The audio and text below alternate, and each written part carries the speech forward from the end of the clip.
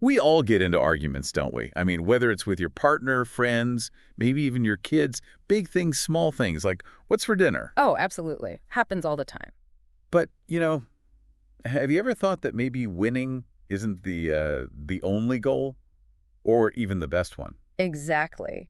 Our sources today talk about four different ways to handle arguments. It's not just about being right. Okay, what are they? So you've got one, trying to kind of circumvent the argument and get around it. Two, actually trying to win it. Mm-hmm. Three, just ignoring it.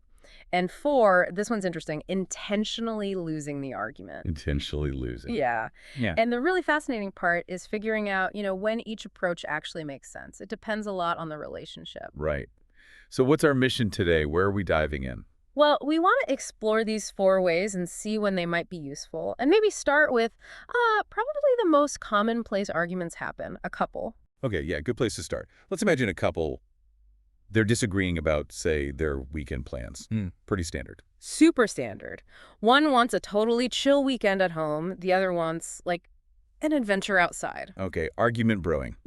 So approach one, circumventing. How does that look here? Well, circumventing isn't just like dodging the topic. It's more about digging into why each person wants what they want. Oh. Maybe the one wanting to stay home is, totally burned out from work, needs to recharge. Right, makes sense. And the adventurer maybe feels cooped up, needs some release. So if they actually listen, understand that. They might find a middle ground. Exactly. Like maybe a relaxed morning, then a short hike later. It's about solving the underlying need, not just winning the what we do argument. Needs some emotional intelligence, though. Definitely. Active listening. Okay, But what about just trying to win?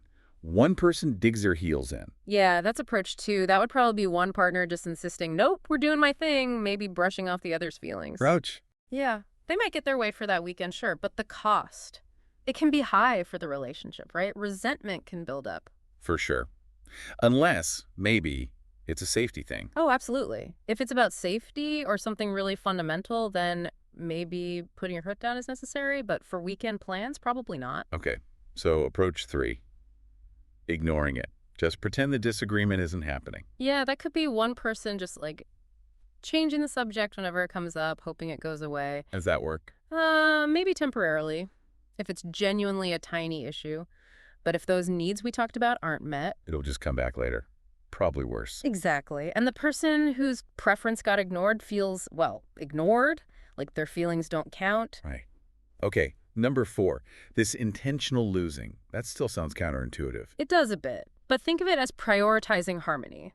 One partner consciously decides, you know what? Your happiness this weekend is more important to me. Let's do your thing. If it's genuine and not like every single time. Okay, not becoming a doormat. Right, it can actually build trust. Show you value the relationship over just winning this one point. But yeah, the key is it can't be a constant pattern, or one person feels totally steamrolled.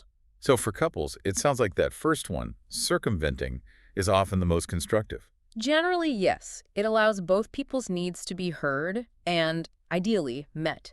It respects both the individuals and the relationship itself. Okay, interesting. Let's switch gears.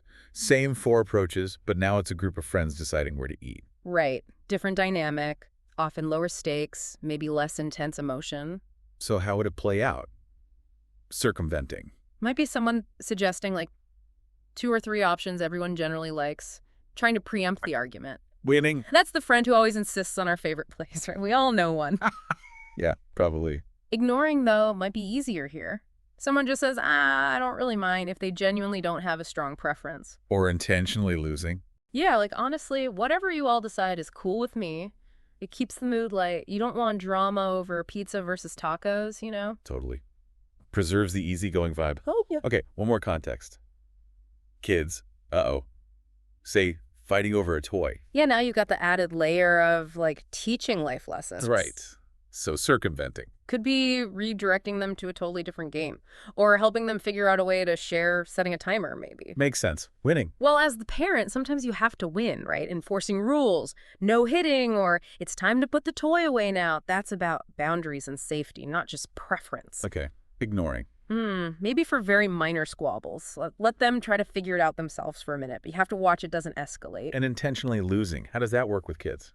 It's more about modeling, I think. Right. Maybe letting one child have the toy for a bit longer, even if you think it's technically the other's turn, to show generosity. Well, Or conceding on a small point to teach compromise.